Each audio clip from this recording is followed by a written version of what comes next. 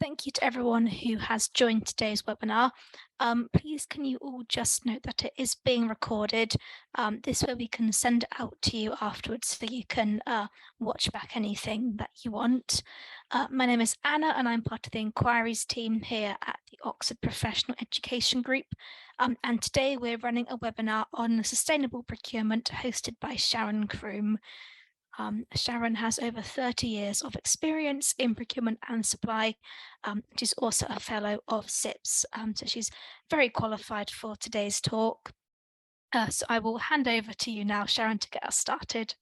Lovely. Thank you very much, Anna, and lovely to see everybody today. And I can see lots of people are still joining, so that's great. Let's get you all in and listen to a bit about sustainable procurement. So as Anna said, I've got about 30 years experience in procurement and supply and commercial and contract management, mostly in and around the public sector and the defence industry. But that's not to say that we can't be green or think about sustainable procurement even in industries such as that. So I'm going to sort of take you through a little bit about what sustainable procurement is, because it's not just about being green. It is about actually thinking a little bit more about some of the other areas of sustainable procurement. So I'm going to take you through what sustainable procurement generally is considered to be, some of the challenges of sustainable procurement, because whilst our corporate social responsibility sort of drivers in our own business want us to do sustainable procurement, there are those challenges surrounding it as well. There's some drivers, of course, and there are some benefits. So we'll have a look at that as well today. And I'll give you some top tips for sustainable procurement. And then we'll leave a little bit of time at the end for a little bit of Q&A if you have any at the end of today's session.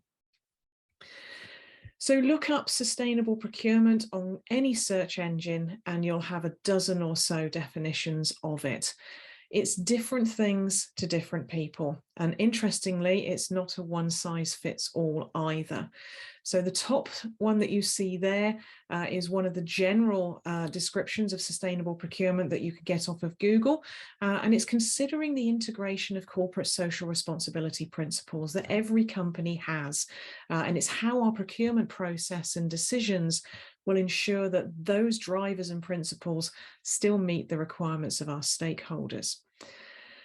The one on the bottom of the slide is actually from the public sector. It's actually from the government commercial function run by the Cabinet Office. And you can see there, again, I've highlighted some of the key areas. It's a process. Public procurement is regulated, so there are certain processes that drive the way they behave.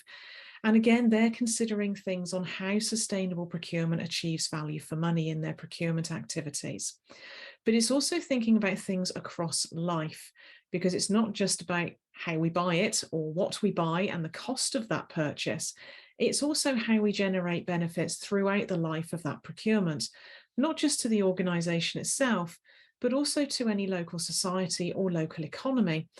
And at the same time, how we balance that off with minimising damage to the environment. So two very distinctly different definitions there of what sustainable procurement is. And maybe now, if you want to have a think yourselves about what sustainable procurement is in your organisations and how it's defined in your organisations, and whether it's actually substantially different to what you see here on the screen. So continuing the theme of that, if done properly, sustainable procurement makes really sound business sense. Unless we take into account those whole cost of goods and services, and that does include things like energy and water use, very topical at the moment, and the costs of managing those wider social costs, such as pollution, carbon emissions and waste disposal, we won't achieve overall value for money in the meaningful sense.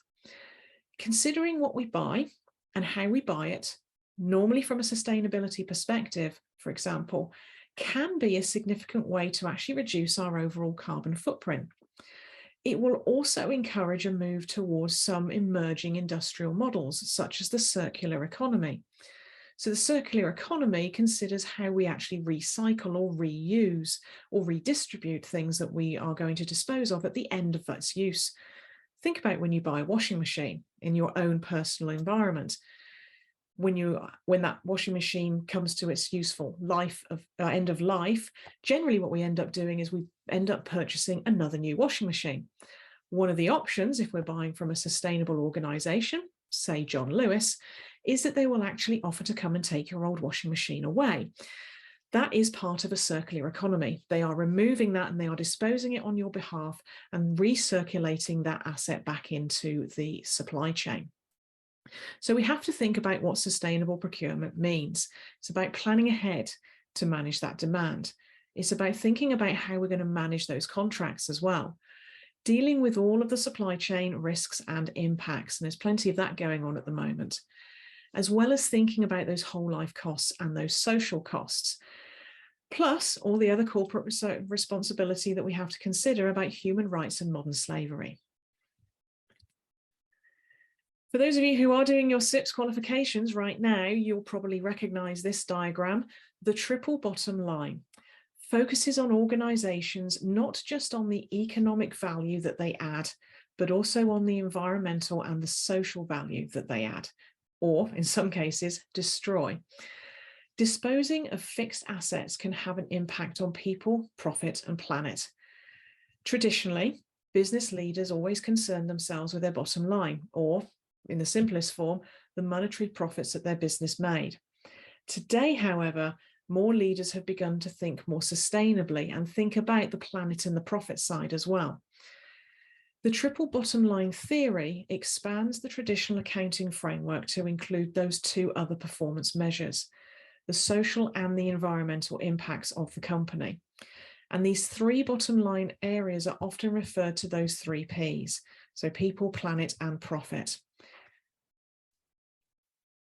The other side of sustainability that you're probably familiar with is the UN Sustainability Goals, of which there are 17.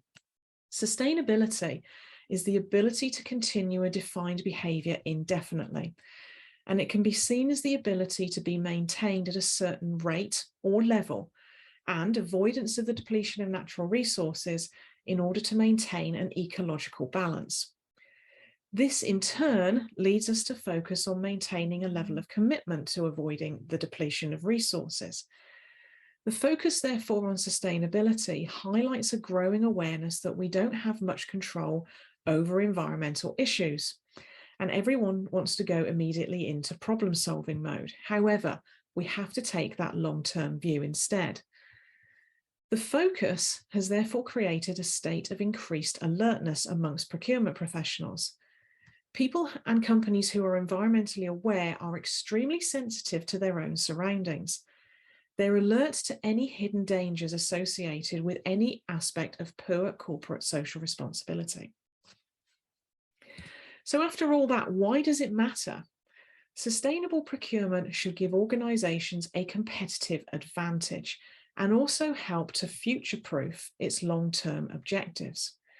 So sustainable procurement should support the sustainability goals of any organization, as well as optimizing the elements of those three Ps, the people, the planet, and the profit. So the environmental, the social, and the economic impacts over that life cycle. Some typical sustainability procurement practices include those that you see on the slide. We're aware that we have to comply with environmental laws and targets when we're doing business. We have to think about how we're getting rid of things. So are we disposing and removing hazardous substances and waste in that supply chain? And also at the front end of that procurement, we need to think about those fair sort of labor practices. When we're doing the due diligence of our suppliers, we must consider whether they have modern slavery in their supply chain or child labor. And we do that by undertaking that due diligence activity. So there are some challenges of sustainable procurement, and I'm going to talk through these elements that we see on the slide here. The first one is an overall lack of knowledge. So one challenge facing procurement professionals is this overall lack of knowledge within the company. And what we're talking about here is a lack of knowledge about sustainability practices in procurement procedures. This issue can arise in all levels of a company, including procurement management departments that are unsure on how to proceed, and shareholders and stakeholders who are uncertain of the benefits of sustainable procurement and what that can provide a company. This lack of understanding may also manifest in managers being unclear about how to sustainably procure supplies, or even best evaluate the eco-friendliness of their current processes. So to optimize sustainability at the procurement level, businesses need a team that can accurately process and analyze all the relevant procurement data throughout the procurement cycle. Many procurement managers and directors may not even know how to collect this data. So when dealing with a lack of sustainability knowledge, the best thing you can do is to advocate for education and training to prepare and teach the team and the business about the importance and process of sustainable procurement.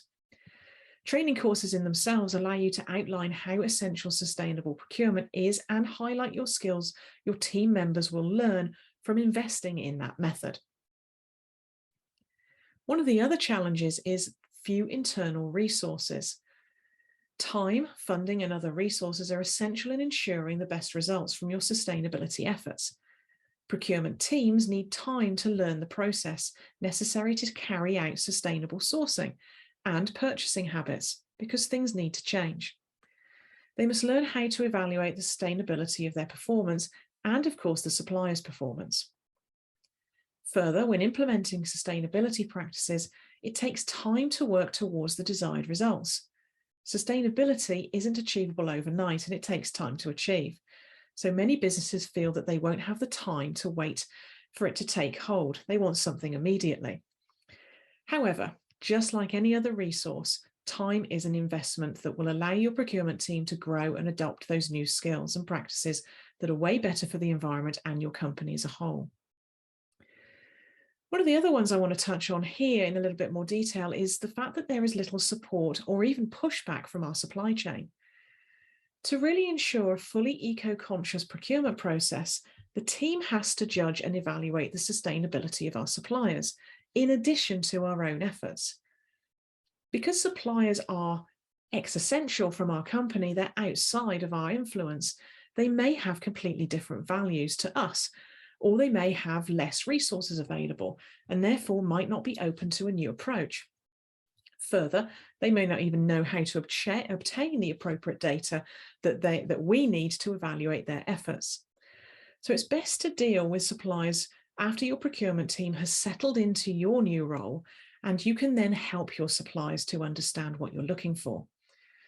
Like your company's shareholders and stakeholders, suppliers may not understand or even know the importance of sustainability. So appealing to them can educate them on the benefits of the practice. In some areas, there may also be a lack of government funding or what we term cultural support. So while internal factors can play quite a major role in determining how sustainability looks at from your company perspective, many external circumstances can be challenges for sustainable procurement in itself, such as government grants or funding, or getting cultural support, or even those political influences that we would ascertain through our steeple analysis. Some cultures internationally may be more open to sustainability efforts than others, and they may have that additional backing from their governments and politicians to advocate for greener habits. For example, in a study that ranked all countries on their sustainability efforts, 19 out of the top 20 countries were European, and the top 3 were Northern or Scandinavian countries. Because European nations and governments tend to value sustainability efforts in different ways, companies in that part of the continent have an easier time ranking higher overall than other businesses in other areas of the European continent. That lack of environmental support therefore provides fewer incentives for businesses and procurement departments to switch to more sustainable methods. It kind of makes sense. The more support you're going to get, the more easier it's going to be to engender that support from each other. The other aspect is another perception that we come across, the perception that it's all going to cost a whole lot more. When approaching a more sustainable procurement method, many procurement departments and senior management worry about the cost of switching to a new process. In a study that asked about national legislative support, 97% of companies reported that the lack of supporting government policies would lead to an increase in their cost of their projects. Whenever companies change protocols or procedures or a way of doing business, there will always be that time of expected cost change. After switching to sustainable procurement, however, 38% of companies saw an increase in their expenses. However, when considering the switch to sustainable procurement methods, think of it as an investment for the future, both for your company and, of course, for the planet that we're living on. Other areas that can be some challenges are also things like the internal company structure. Just the whole way that we're actually constructed can prove difficult to make sure that we're getting that sustainable approach, as well as the supply chain awareness that I've already touched on. The last one I'm going to talk about in a little bit more detail is that difficulty accessing the proper or even the correct technology. When we're deciding to make procurement processes more sustainable, many procurement managers and departments find the need for a different set of tools or technologies to efficiently make their efforts more environmentally friendly. Further, these tools need to easily be integrated into our current systems. So depending on the funding and our upper level internal support, that new technology can be hard to achieve. However, again, providing education across various levels of your company and departments can help for that better understanding for the need for sustainable procurement.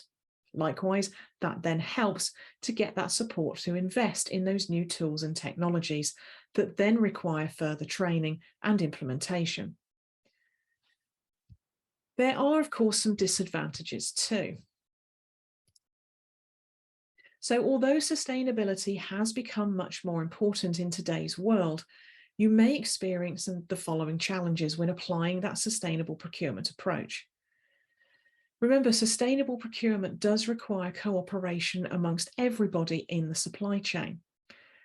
Organisations as a whole are generally quite resistant to any change, in particular those that require complete changes in a way that we do business. The initial costs of establishing those sustainable policies, tools, practices, and training can also be very high and can be seen as a bit of a blocker. Considerable resource also has to be invested, particularly up front, to follow any legislative developments, changes in policies or political processes, and to train employees to the right standard. And shifting that whole way to a more sustainable approach requires a significant amount of preparation and education. So what are the drivers that kind of push us in that direction of sustainable procurement?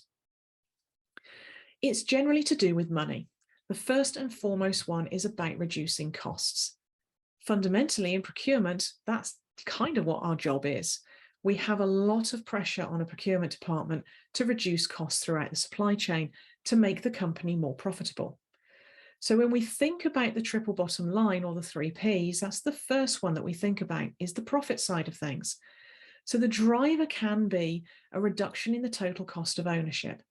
And we can say, fundamentally, that introducing sustainable procurement can help link us to getting reduced energy costs, for example, maybe reducing an over-specification approach, reducing our overall consumption of materials and other fundamental aspects that we purchase, as well as reducing our social environmental compliance costs and our impact, all has an impact on overall reducing of costs.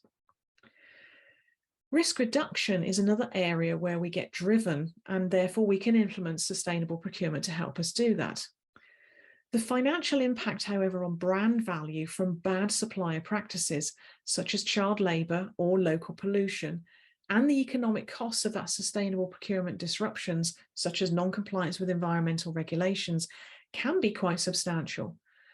We can think about some impacts that this kind of thing have had recently on some big brand names. Maybe people like Boohoo, who had been found out from undertaking bad modern slavery practices in Leicester for their clothing manufacturing. That is all about reducing risk. It's all about doing the due diligence up front to make sure that our supply chain is squeaky clean in terms of those bad supplier practices, such as child labour or modern slavery. It reduces the risk in terms of our reputation and therefore the financial impact on our brand name if we do that particular element properly. The other area that's a bit of a driver is revenue growth. So we need to reduce cost, we need to reduce risk. And part and parcel of that, of course, and the follow-on effect is it then grows our revenue. So additional revenue through new eco-friendly products and services, and therefore being able to charge a price premium of our own sales or income, can come from sustainable procurement. Maybe introducing things like recycling programs or driving the use of recycled products into our supply chain as well can help reduce cost, help reduce risk, and therefore drive that revenue growth. So what are the benefits of sustainable procurement? Let's take a look at some of these now. Some of the benefits of sustainable procurement are easily broken down as follows. We've talked about the reduction of risk and the reduction of cost, but when we reduce risk, we also bolster our reputation. Suppliers with bad practices, such as the use of child labour or knowingly causing excessive pollution, can create financial sort of blowback on us, and therefore it hurts that brand value. What we're trying to do here is we're trying to minimise the risk of our company's business practices as they're perceived by external people. Simply that example I gave of Boohoo, whilst it wasn't Boohoo themselves, it was actually their supply chain, it had an enormous impact on their brand reputation and their value, because it was seen that it was the company's own business practices that was at fault. When we talk about decreased costs as well, sustainable suppliers can reduce an organisation's costs by reducing waste and energy cost. Lower energy use fundamentally follows that we have lower energy bills. It's something that's at the forefront of a lot of companies and a lot of individuals at the moment. The way that we can do that is maybe using more energy efficient sort of aspects, maybe more energy efficient bulbs, maybe using green energy rather than using mainstream supplies. It all adds up to decreasing costs and driving that revenue growth again. Talking of which, consumers that buy into sustainability actively seek out ethical and sustainable products and indeed organisations. Those kinds of customers are often willing to pay that little bit more to get that premium product or service, knowing that it is sustainable and it is ethically sourced. Think about the kind of products that you see in your supermarkets, fair trade, red tractor brand, that kind of thing. Those kinds of products drive that image that they are sustainable and that they are ethically sourced as a whole method of marketing.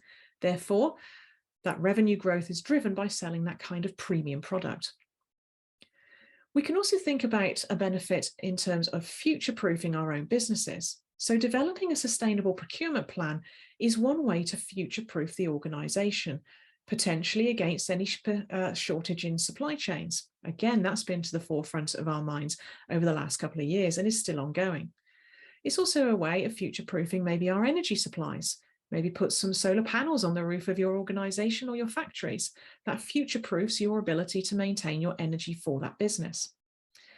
That kind of plan will also help to protect against changes in any social factors, such as the availability of technology, economic factors like fluctuations of currency rates, and also those environmental factors such as climate change.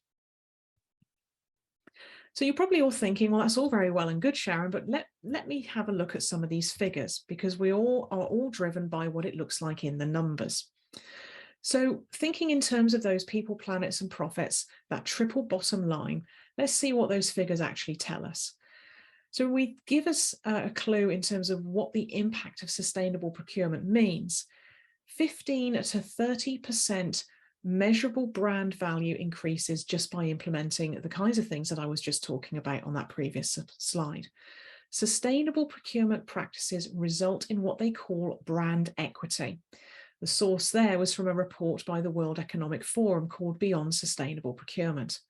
And again, what they're talking about there is the kinds of consumers that are willing to pay that little bit extra for something that is fair trade or red tractor brand or has some other form of ethical sourcing. The other figure that is quite interesting is that 90% have a lower cost of capital. 90% of studies show that effective sustainability standards do tend to lower the cost of capital for most countries and most companies, sorry. And again, that was an Oxford and Arabesque report that came out with that statistic. 9 to 16% sustainable procurement cost reduction. Most of us are normally targeted with getting a 10% reduction in our procurement costs. So sustainable procurement practices on their own can reduce our procurement costs by between that 9 and 16%. Again, that came from the World Economic Forum Beyond Sustainable Procurement report. A good read if you want to have a delve into those particular figures. But of course, it's not just about us. We have to think a little bit more exponentially outside of our own organisations. So other than the benefits that it has on the environment and the wider society, applying sustainable procurement will bring many more advantages. Sustainable supply chains minimise business disruption from environmental, social and economic impacts. Just think about the last few years with COVID. Who would have thought that a global pandemic would have completely highlighted the fragility of our global supply chains? Many organizations are now thinking about how they can insource or re-onshore some of their supply chain activity to protect themselves against that disruption. And of course, it also has environmental impacts. You're not transporting things all around the world. You may just be putting it on a van and delivering it, say, 20 miles down the road instead. Supply chain sustainability is a much more solid basis from which to protect and indeed enhance a company's reputation and brand value. We've talked about that already, and we've had a look as well at some of those figures. Cost savings, the biggie, triple bottom line, profit area here, may be realised through sustainable procurement simply by focusing more on that whole life costing approach, and also how we source those goods and services and where it comes from. It's not just about that initial procurement price that we're thinking about. We have to think about the overall whole life cost and how much it's actually going to cost us to dispose of that item at the end of its life. A more efficient and effective use of our natural resources. We can think internally here in terms of the way that we procure our energy for our own organisations. How can we do things better that not only protects ourselves and minimize disruption from maybe energy supplies, but also makes that more effective use of natural resources such as sunlight or wind? We can encourage innovation. We use the I word quite a lot in procurement, but nobody really can define exactly what that means or how we can measure our own supply base's achievement of it. But what we're trying to talk about here is encouraging that flexible innovation in our supply chain, to think about more alternative ways that they can manage waste and add value to us that helps us procure things in a much more sustainable manner. So I'm going to give you a whole host of slides now on some top tips that I've come across in regards to sustainable procurement. First of all, how can we implement it? It's one of the first questions that tends to come to the lips of most procurement people. Building a sustainable procurement practice requires taking into account external as well as those internal factors, because inefficiency can come from just about anywhere, internally and externally. So addressing the challenges needs a real practical, hands-on approach with some of the sustainable procurement best practices that we can find out there. The first thing that we can probably do is start by evaluating our existing setup. Studying the existing setup gives us a fair idea of the capabilities that we already have and what needs to be incorporated. We can then do a bit of a gap analysis. We can then create a sustainable procurement policy framework of some sort that can resolve most, if not all, of the issues right at the onset on that transformation journey. The framework also prevents any future issues by ensuring adherence and also protecting ourselves from any disruption. The third thing we need to think about is that education piece, creating that awareness. All stakeholders, internal or external, peers or management, need to be on the same page so that the organisational goals can be met with ease and well within the draft policy framework that we've just created. And finally, we need to optimise that collaboration, again, internal and external. And we do that by being open and having consistent communication channels. That means greater collaboration across the board, across all stakeholders and all employees, leading to some real-time feedback for those policymakers. It's about changing those perceptions internally as well as externally about what sustainable procurement is all about. Some more top tips for you then. Here, what I'm starting to talk about as well is how we can kind of move on and develop our sustainable procurement. Step one in this slide is talking about understanding our organisational objectives as well. You can't improve everything. So maybe sort of take a chunk out of that big elephant that's sat in the room and take it in baby steps. Make sure, therefore, that you know what is truly important to your organisation and where you can help from a procurement perspective. Sustainability targets across organisations range in commitment levels, from internal aspirations to being externally reported and audited. So clearly, they require different levels of focus and rigour. Assess if your business actually has accurate baselines and targets, as well as agreed measures against which you're going to track it against.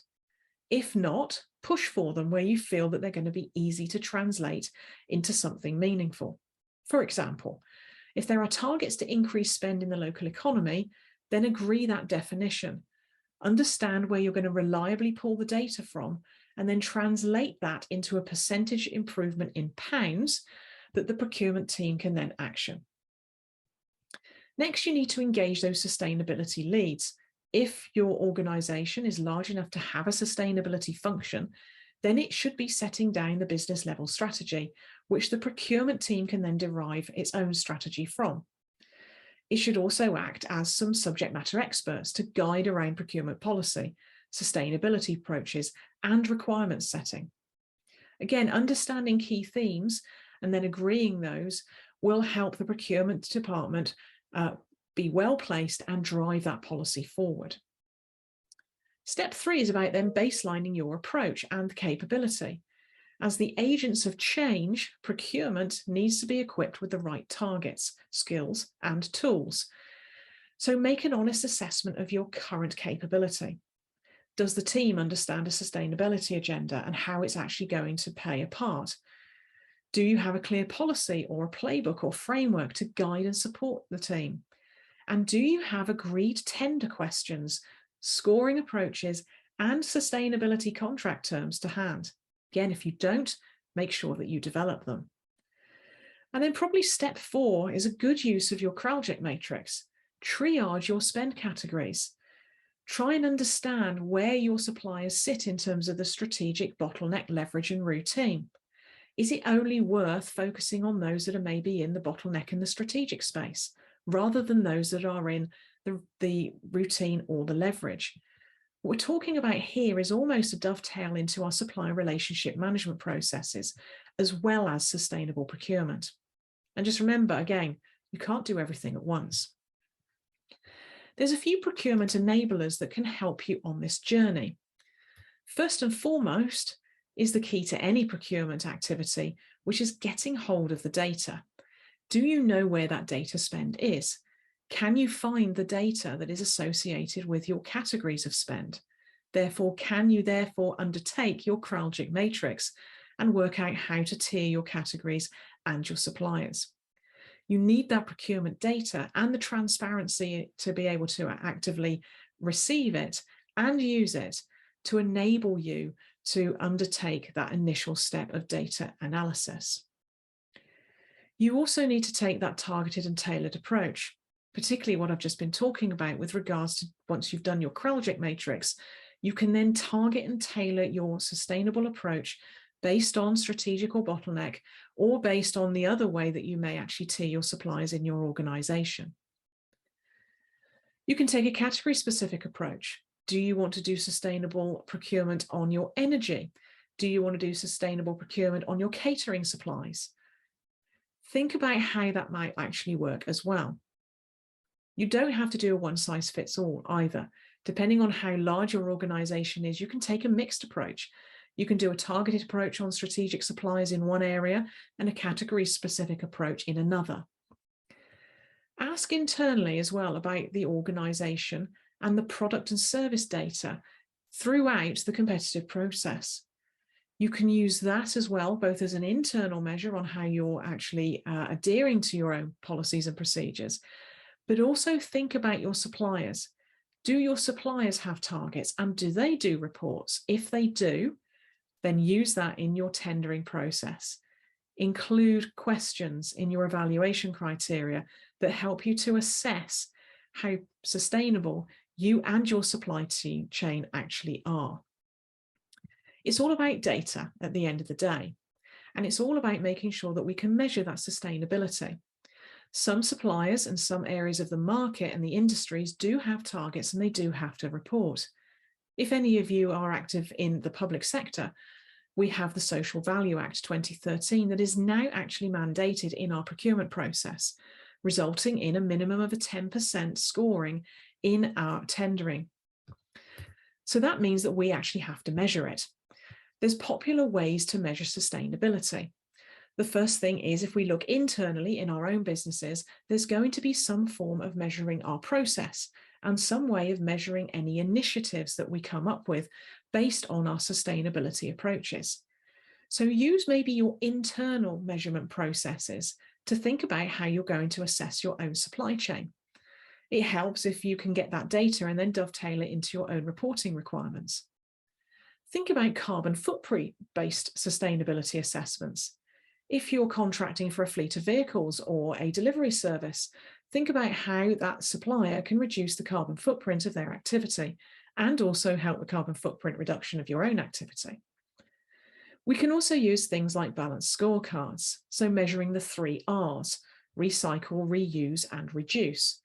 We should be doing that anyway as part of our whole life costing analysis and thinking about how we're going to dispose of things when we get to the ends of the life of what we're potentially buying.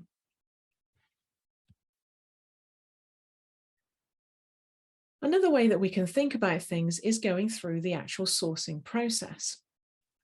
The main objectives of sustainable strategic sourcing, for example, is to save that company money. We come back to that third P of the profit, planet, and people, don't we? But other reasons include improving the acquisition process itself, improving supplier performance, and of course, minimizing that environmental and social risk, therefore ticking all 3 Ps of the 3P model. Firstly, we need to understand that business need. That's pretty fundamental in any procurement process anyway. And we do that by defining the sustainable issues that are related to the categories and commodities that we're looking to buy. So it's not just about what is it we need to buy, what does the business require, but also how can we be more sustainable in the procurement or the use or the disposal of that particular requirement. Secondly, we can think about how that then dovetails into any category strategies that we may have, and therefore implementing any sustainable opportunities into that category. Thirdly, we need to identify those potential suppliers. This may be identifying potential new global or local suppliers, and that requires the buyers to study the sustainability components of the product or service that we're looking to buy, that we've analysed right back at stage 1, and therefore analyse the supplier's marketplace for any risks or opportunities. Deciding where to buy will also minimise the environmental and social risk, and it's all down to then how you develop the strategic and sustainable sourcing strategy that you then put in place that you see at stage 4 on this slide. The most common method of sourcing, of course, is sending out a request for proposal and soliciting those bids. That includes products or service specifications, how it's delivered, and any service requirements, pricing breakdown, and that sustainability criteria. A good strategic sourcing strategy is to conduct multiple rounds of negotiations to get a shortlist. The final selection is usually done by the team and signed off as part of that approval process. For those of you that may be in public sector, we can generally think about that in terms of either the two-stage restricted process or one of the competitive procedures that we may use. Use that to the best advantage. It may be that you have to explore sustainability issues with your supplier in multiple rounds of dialogue or negotiation. It's important then to notify the successful suppliers and the unsuccessful suppliers and ensure that the successful ones are fully involved in any implementation process, particularly if you're trying to invoke any new sustainability processes or procedures. What you're trying to understand here and engage the supplier on is, again, back to that measurement. We have to measure success. Some of your KPIs, therefore, may be associated with the sustainability criteria, and you need to align those on the general performance objectives of the contract itself. Then we're into mobilization and actually running the contract. And here we are now managing that supplier sustainability performance. And it's the start of a continuous cycle. We start with benchmarking how they're actually performing against the current status of the criteria, monitoring those results, measuring sustainability, and ensuring that full value is achieved.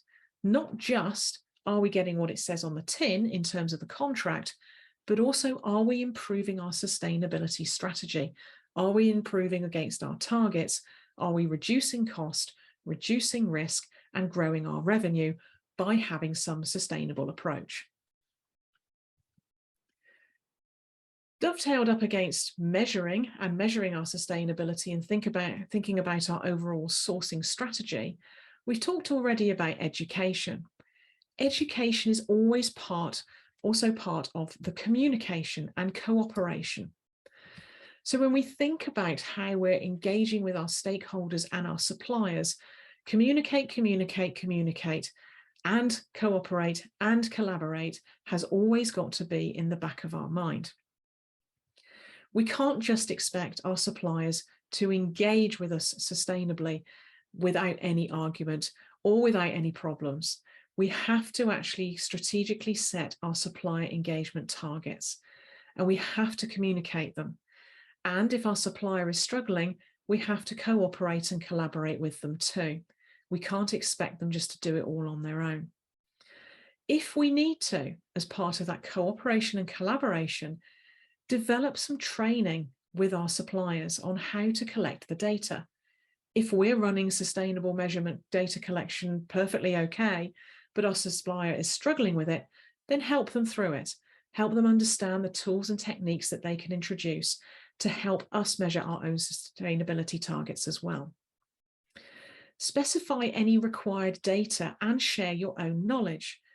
Remember, contracts are always a two-way thing. It's not just one party in the dance, there's two there as well. And it's about making sure that that information flow is key. This is part of the communicate and collaborate space. There's no point asking your supplier to provide you with data that is going to be completely pointless to you. You want the data to enable you to ensure that you can measure your sustainability targets, your cost reduction targets, and your revenue growth as well. So help them to help you. Also, be open and honest with your suppliers in this space. Communicate your own organizational targets of sustainability. See if any match between you and your supplier. If they don't, see where there's those common areas, but also understand where there's the gaps. Sometimes the gaps may lead you to think how you can improve your own sustainability practices. It may be that the supplier has come up with an innovative way that you hadn't thought about, and it might be worth feeding that back into your stakeholders. Showcase best practice examples. If you have done something really well with some supply chain, then cooperate and collaborate, showcase those best practice examples, and also encourage your suppliers to share their best practice examples with you as well. Again, that communication piece is really important. And provide feedback. We all know that performance measurement occurs on a regular basis when we're managing a contract. We should naturally be providing feedback to our suppliers. The other thing that we should be expecting is that they provide feedback to us. So make sure it's a 360-degree feedback process. When we're talking about sustainability and we're talking about innovation, sometimes our suppliers may come up with some really innovative ways of improving our sustainability approach. Again, if that's the case, get them to provide feedback to us. And essentially, we must be providing good constructive feedback back to them. So remember, sustainable procurement is a really big issue these days. Hopefully now, after that 45 minutes, you're now more equipped with a little bit more awareness and understanding on how you as a procurement team can help create a more sustainable business in your area.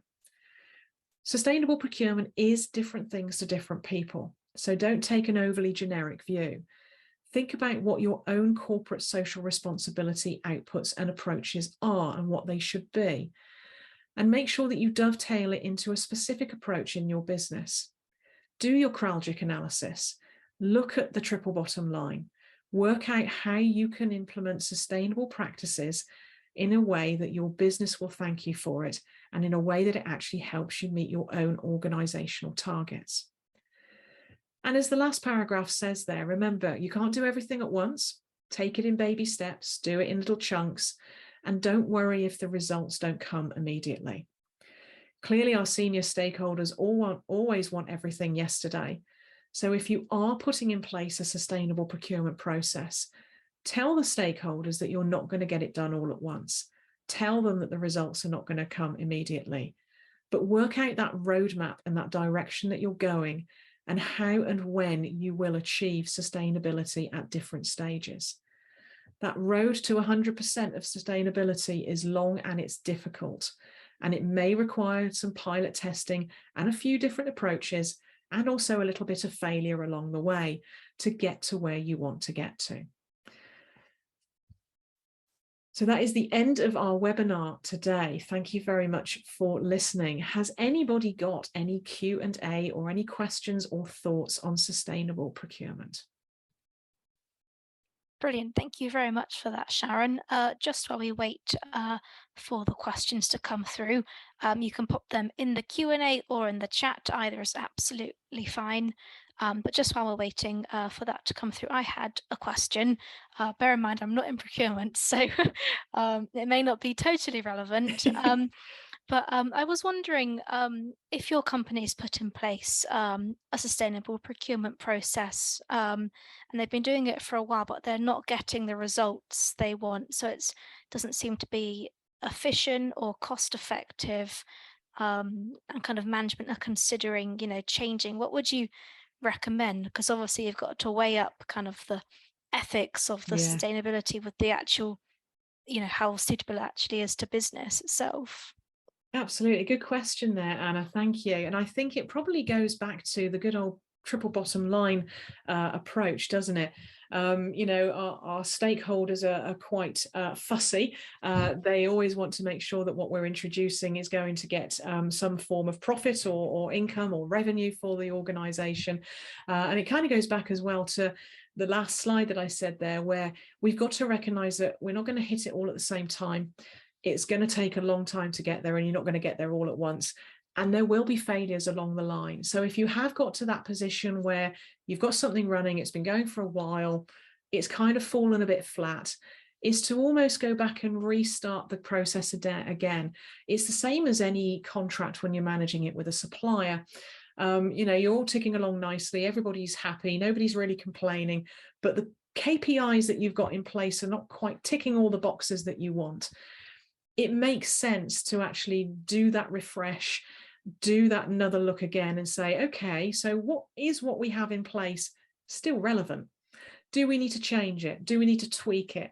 And actually be brave and say, yeah, okay, it worked 2 years ago, but actually now that's changed. So we can go back over that and maybe refresh the policy. And I think that kind of makes sense whether we're managing contracts or whether we're thinking about policies or procedures that we're working on nowadays. Hopefully that helps. No, that's great. Thank you. No, it's kind of if it's not working, try plan B. Absolutely. Absolutely. Yeah. Lovely. Well, we've got one question from Emily asking whether the slides will be made available after the session.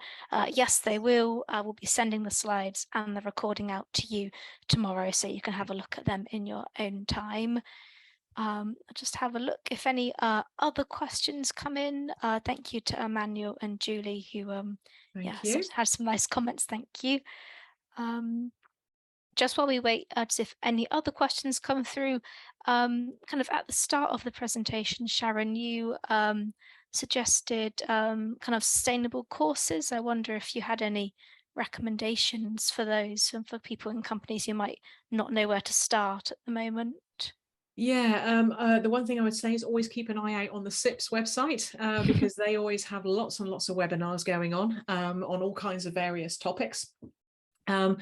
I would probably also have a look at things like Eventbrite, because again, they're a host of all kinds of courses that you can go on.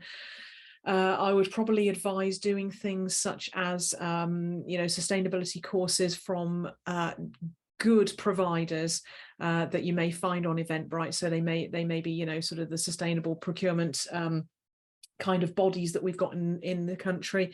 If you're in public sector, then I know that there is on the Government Commercial College sustainability masterclasses and things like that you can do. So I think it depends where you are, what you've got access to. If you are also a member of the World Commerce and Contracting Organization, the other organization in procurement contract management, they do a whole host of things on sustainable procurement as well, because they're quite big on it also. So I'd sort of certainly use the great god Google, although other search engines are available, but have a good search around. There's plenty out there these days that you can hook into. Brilliant, thank you. I'm sure that's really helpful. Okay, well, if we don't have any other questions come in, we'll round up. Thank you very much to everyone who's joined. I know some of you will already be studying procurement courses with us, but if you aren't and you are interested, please do get in touch. These are courses from the Chartered Institute of Procurement and Supply, so they are super relevant if you're in that area. They're internationally recognised, they look great on your CV, and of course they will cover these kind of issues, so they're very relevant. I've put some links in the chat, so if you are interested, please do get in touch that way. Oh, we've just had a question from Palin. They want to know to what extent do you recommend third-party consultancy in these activities? Yeah, that might be an idea actually, Palin, is to think about third-party consultancy, particularly if you haven't got the expertise in the business. You can find sort of consultancies, will help you out in that area. If you want to sort of engage me, then come through the Oxford people as well. But that is probably a good idea. They will actually help you out. They will help you do things like your Kraljek matrix, look at your category strategy, and also help you out in terms of understanding where you could potentially engage in some more sustainable approaches, and just guide you through the process is probably a good way to put it, actually. Brilliant, thank you, Sharon. Okay, well, if that is everything, thank you very much to everyone who's joined today. Thank you very much to Sharon for that great presentation. Welcome. Please do get in touch with us if you're interested, and you will be receiving the recording and presentation slides tomorrow. Yeah. Thank you very much to everyone, and yeah, we'll be ending that there. Hope you all have a lovely day. Thank you very much, everybody. Thank you. Bye. Bye-bye.